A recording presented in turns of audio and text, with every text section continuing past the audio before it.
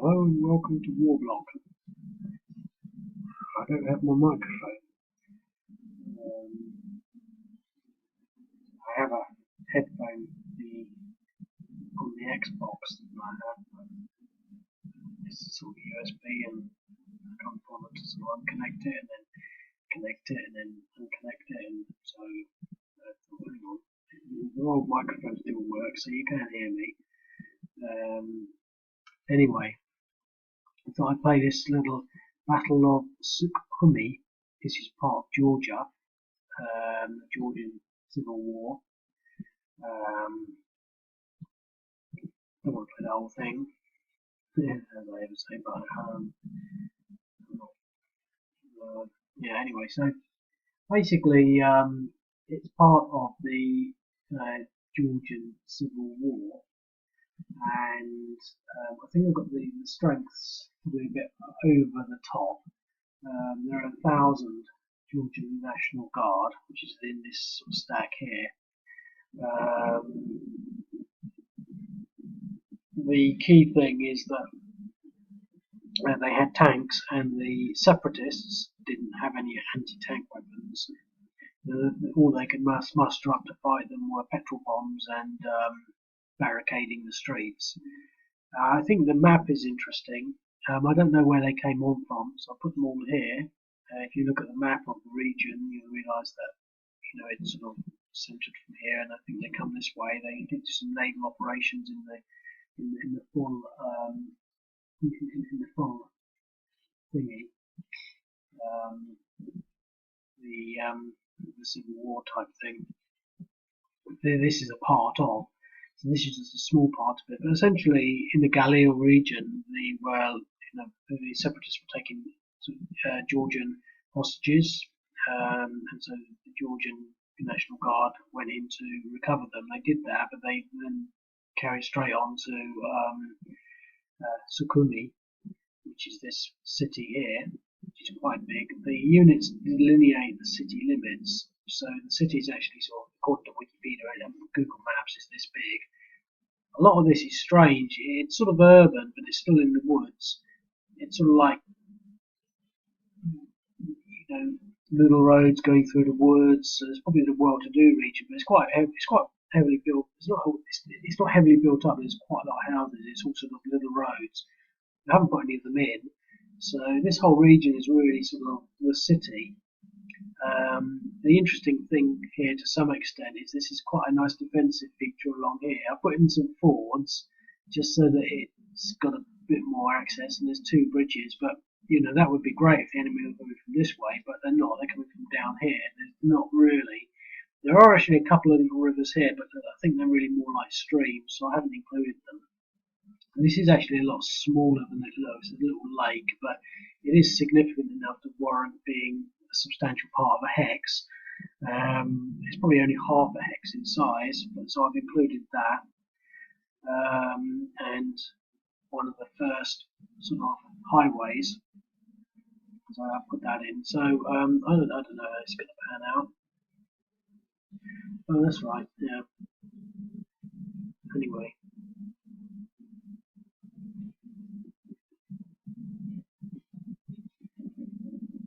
So half the movement per hex, I think it's 6 hexes, can't it?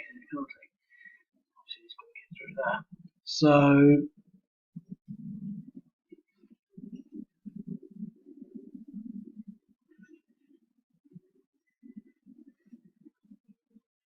okay, so this is first turn.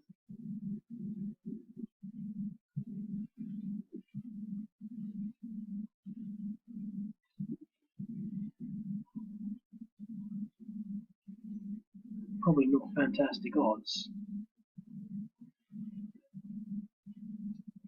I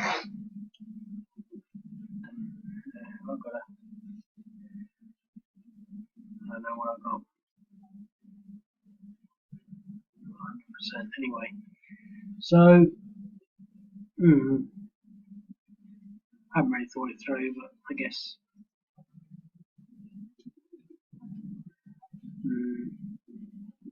To be quite honest, I'm not going to do that attack.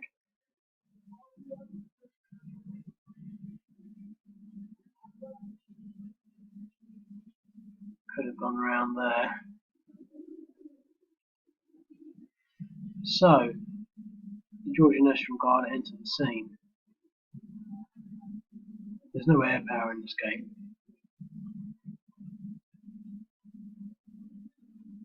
The separatists, well, I think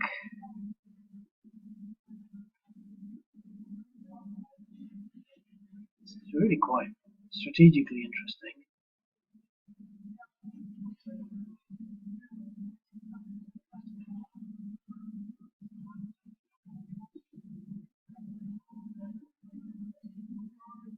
You really can sort of build up this nice wall.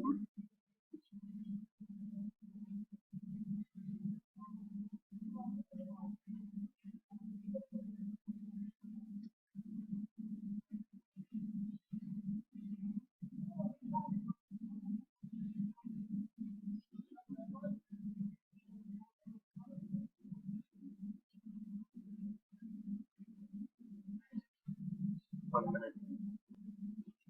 Okay, so after blowing my nose like a hooter, I've returned.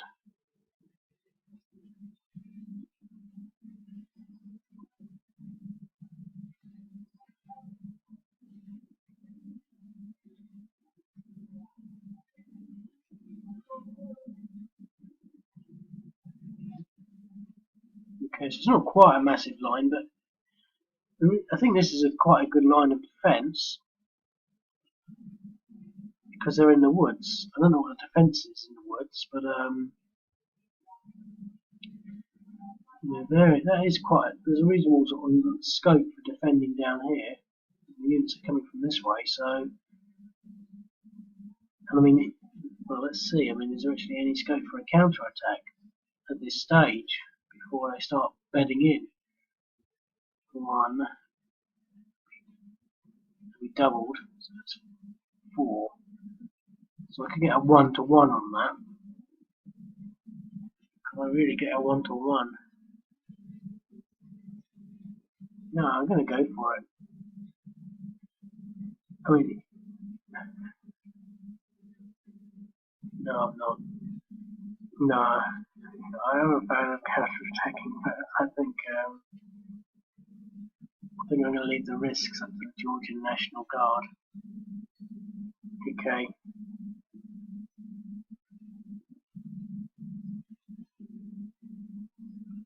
Yeah, it's not got this turn 1 thing. I just never get around to fixing it. It's still turn 1 for the Georgian National Guard. Okay.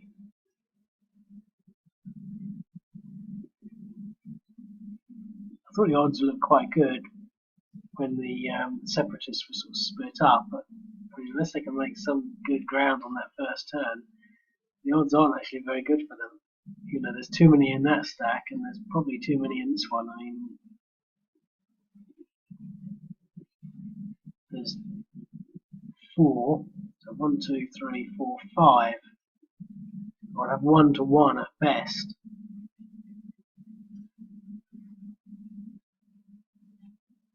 Wow. They're not going to do anything. Oh, are they? The separatists can't afford to attack, really. We'll do that.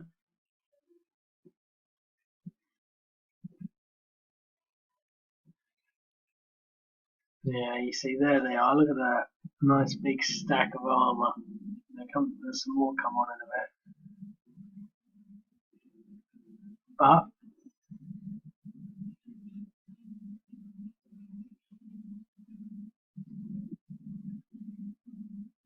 you have just enough time to create a nice little line.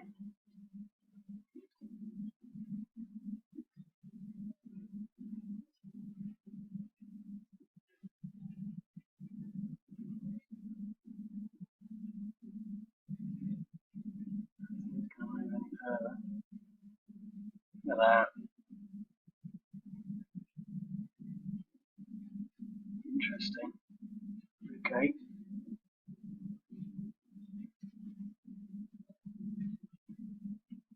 down and dug in. Oh wow. That's what we got.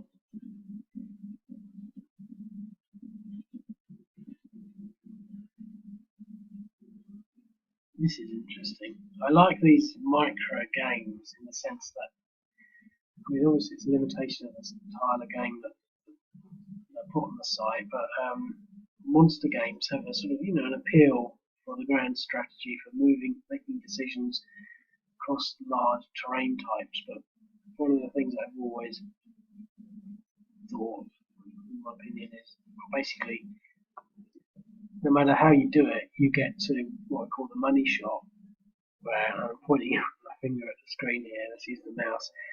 You always get to the bit where the units engage, and that bit will always be within an envelope this size. You always get to the same thing, but this bit here, I mean, you'd sort of think, oh, I can't have a strategic game here, but this is where it's all engaging, and it's just interesting.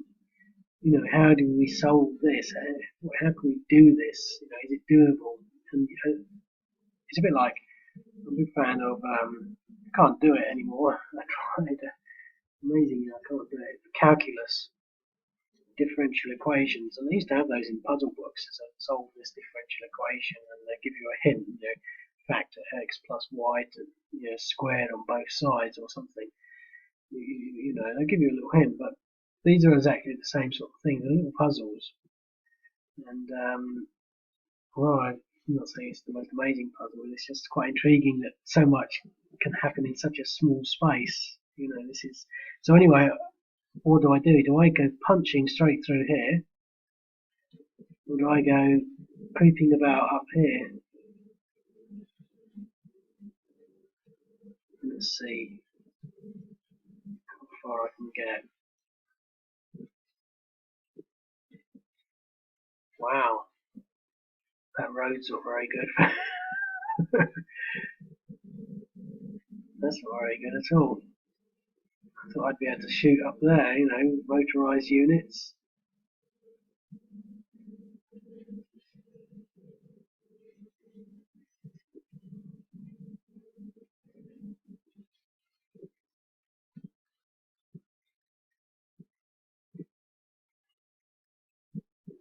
No artillery.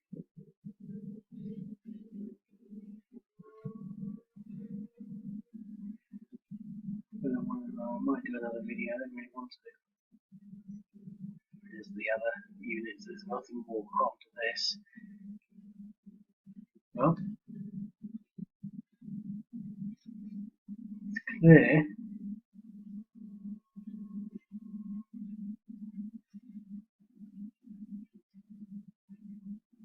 That something is going to have to give.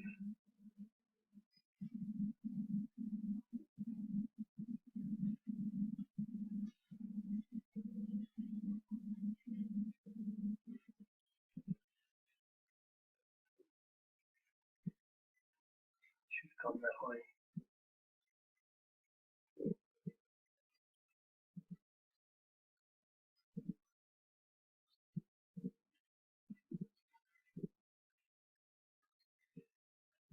Two, three, a nice little line.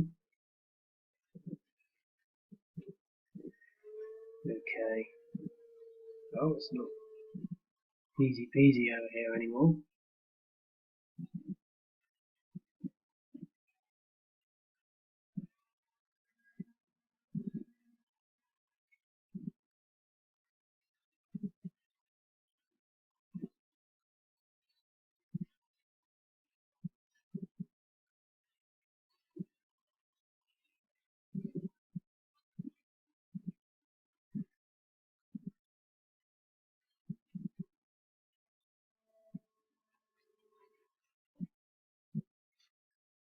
$30 left.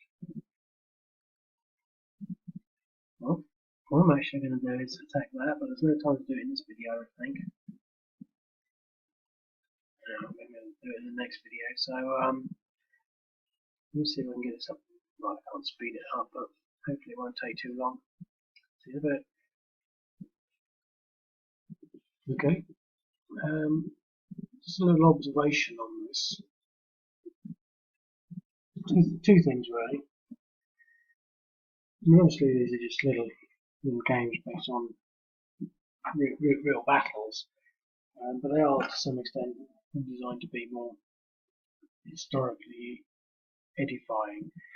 It's one of the prime motivations for doing it, but also for sort of practicing mentally simulation. And I don't think this is particularly realistic, but one thing it did sort of make me think of was if you were in this situation, I think there's a good chance that the Georgian National Guard would actually just turn away because it'd be just too expensive for themselves. But from a player's perspective, you sort of think, what's the best way of doing it?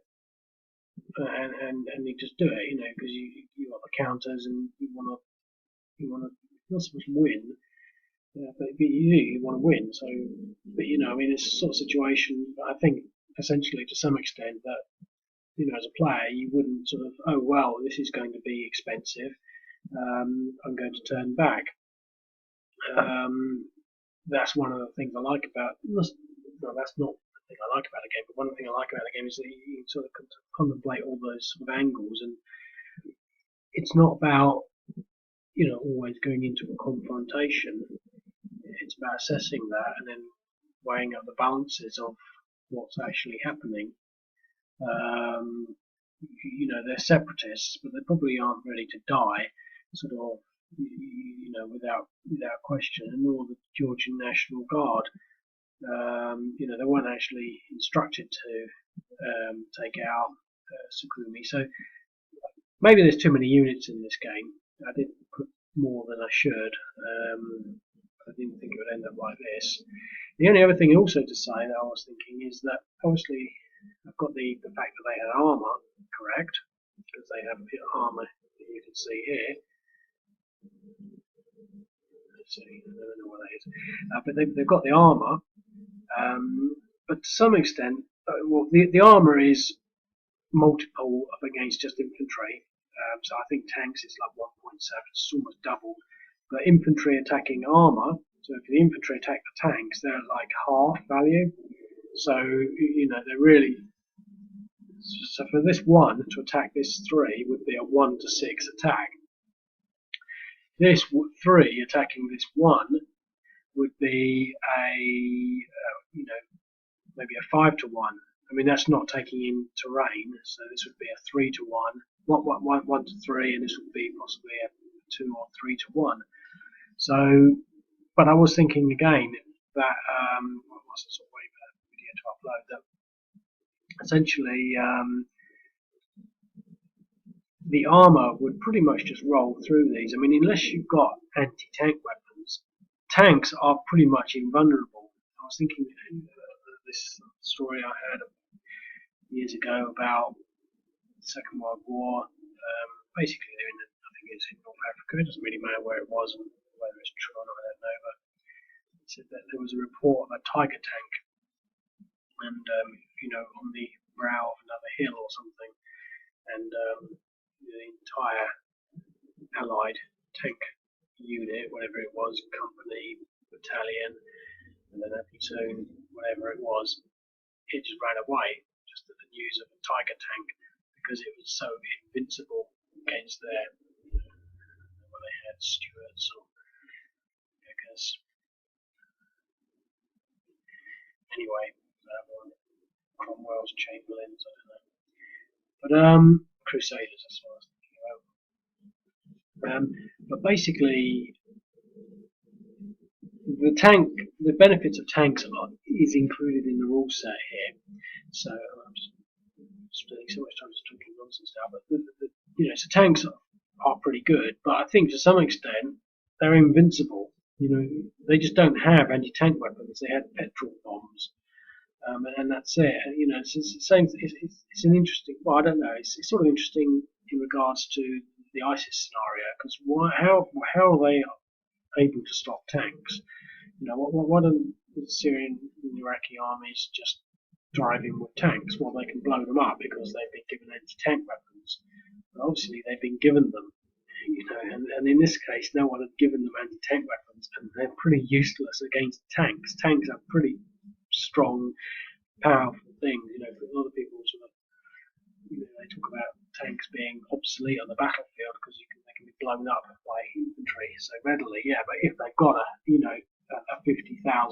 weapon, which strangely enough, these rebels in Syria seem to have, it was I always marvel when I see these sort of these types of people with what they call man pads and surface to air missiles. You don't make those yourselves out of Lego. Someone gives them to them. So anyway, so we got this situation here. I won't spend too much more time talking, and I think maybe there's a good argument for saying, well, this attack wouldn't happen. It's just too expensive. It's just too much. It's like the scenario I wrote up for the Greek-Turkey border. And I thought, that's probably not going to happen because there's just too much manpower, too much hardware. If they're going to sort of like annoy each other, they're going to do it sort of anonymously, in the islands and flying over people's airspace because you don't get hurt that way too much. You can still be annoying. But here it's not. But anyway, the Georgian National Guard.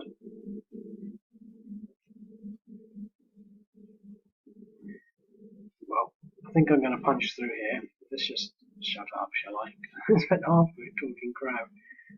I'm thinking the time flies by so quick. I'm not even thinking about the odds. I've got to be able to win this. Look at that, 7-1. Well, that's the armour working for you. Did I make that line strong enough? I don't think I could have made it any better. The only thing I could have asked for was more time to dig in. I had 3 units in there. I had 2 there, 2 there, 2 there, and 1 in reserve. He would have probably tried to shuffle his way down to there. But, that's what happens. And so it's quite interesting that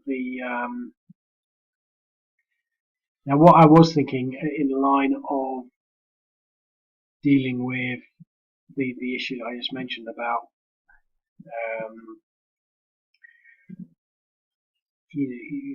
committing to such a sort of a battle. I was thinking that the plan. I'm not suggesting. It was just sort of well, how can we get around this? We could say any time a unit takes any sort of loss, it basically leaves the table because they're not serious. This isn't the defense of the Third Reich where they're just standing until they die. So that would have been massive, and everyone would have routed. I think, at least maybe gone back to the city, and this. I don't know. Anyway, so that's that. Next turn. Okay, so it's the Abkhaz separatists. They've seen that, and to some extent, I'm going to play it in the way I've just described.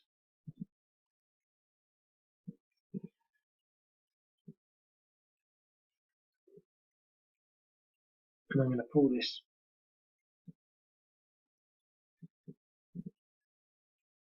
front line back to here, but I'm also going to try and pull this here because I don't want this one to be isolated. So although they might be able to come through here, I just want to somehow protect that with that line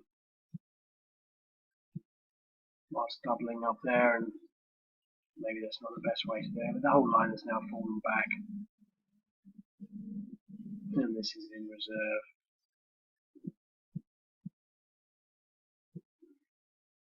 Okay, well,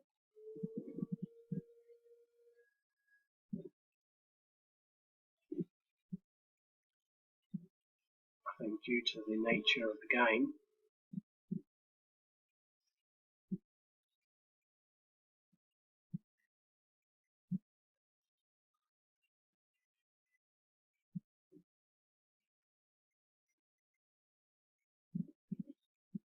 well, that one might have been used up.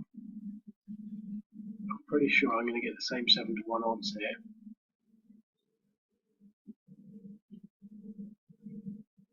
Yep, and another defender eliminated.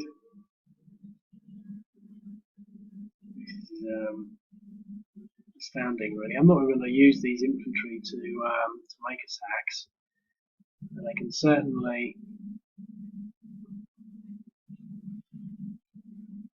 Come on. They can certainly push that front line.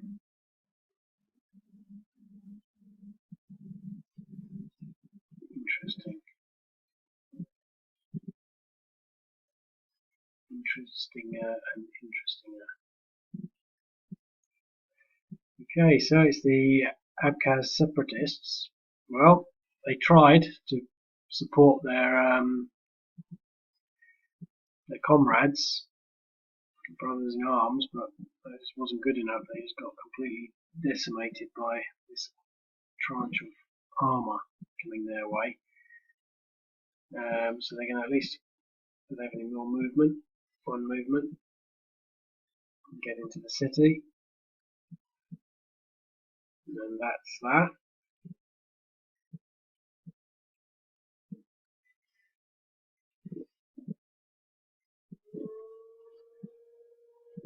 It's probably going to take a while. Unless I do go this way.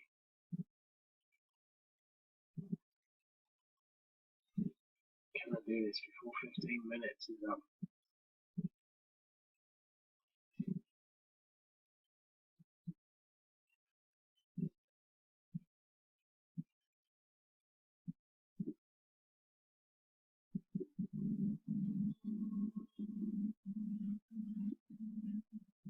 Oh, look at that.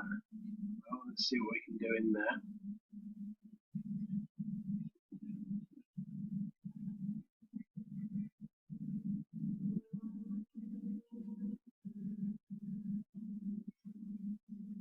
Five to 1.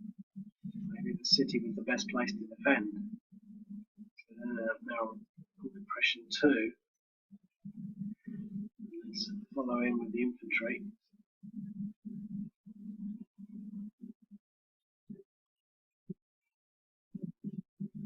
Okay.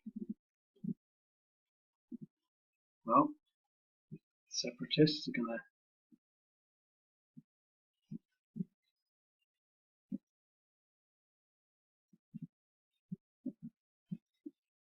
It's the Georgian.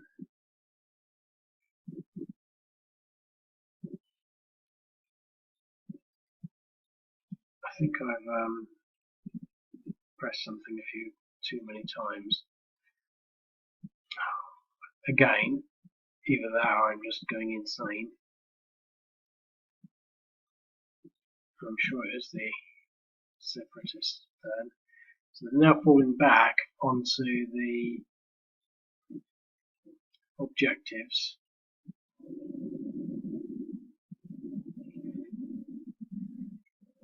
This is far too easy, but again, as I always say, I think hopefully it's not about being competitive. I mean, they walked through, and it's what a lot of artillery did. You could say that this is quite a good representation of what happened. I mean, this armour is unstoppable.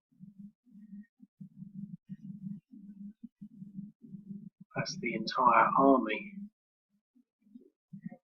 That defender eliminated. Haven't got enough movement to move in here.